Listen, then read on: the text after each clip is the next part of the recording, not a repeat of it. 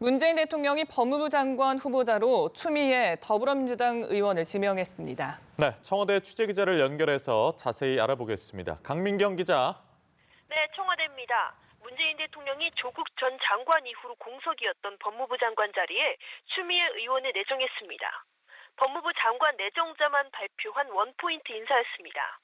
TK 출신인 추 후보자는 판사 출신으로 당대표까지 지낸 여권의 중진입니다. 김대중 전 대통령의 발탁으로 정치권에 입문한 뒤에 96년 제15대 총선 때 처음으로 당선됐는데요. 이후 지역구 의원으로만 5선을 했습니다. 청와대는 추 후보자가 소외계층의 권익 보호를 위해서 법조인이 됐고 또 국민 중심 판결이라는 철학을 지킨 소신 강한 판사였다고 평가했습니다. 또 정치인이 된 후에는 강한 소신과 개혁성을 보였다는 측면에서 추 후보자가 국민의 희망인 사법개혁을 완수할 적임자라 판단했다고 밝혔습니다. 추 내정자가 청문회를 통과하면 맞닥뜨릴 사안이 많을 것 같은데 이 부분도 정리해 주시죠. 네, 특히 추 후보자가 김기현 전 울산시장에 대한 하명 수사 논란을 어떻게 대처할지 관심입니다. 비위 첩부의 제보자는 송철호 울산시장의 캠프에서 공약을 담당했던 송병기 울산시 경제부시장으로 알려졌습니다. 청와대의 설명과 달리 송 부시장은 윗선에서 관련 정보를 먼저 요구했다고 주장했는데요.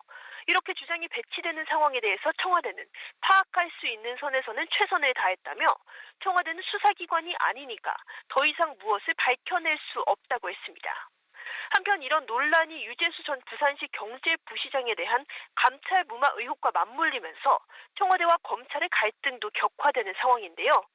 청와대는 검찰에 형사사건 공개 금지를 상기하라고 엄포를 놨고 검찰은 비서실 압수수색으로 맞불을 놓았습니다. 앞으로 추 내정자가 이를 어떻게 수습할지 또 그 전에 청문회에서는 어떤 의견을 밝힐지 관건입니다. 네, 그럼 문 대통령이 추 의원을 지명한 이유가 윤석열 검찰총장을 향한 메시지다. 이런 해석도 나오고 있습니까? 네, 공개적으로는 사법개혁이란 큰 의미만 부여했지만 사실상 윤석열 검찰총장에 대한 일종의 견제구라는 해석이 지배적입니다. 일단 시기가 중요합니다. 청와대는 검찰이 대통령 비서실을 압수수색한 다음 날 50일 넘게 공석이었던 법무부 장관의 인사를 발표했습니다.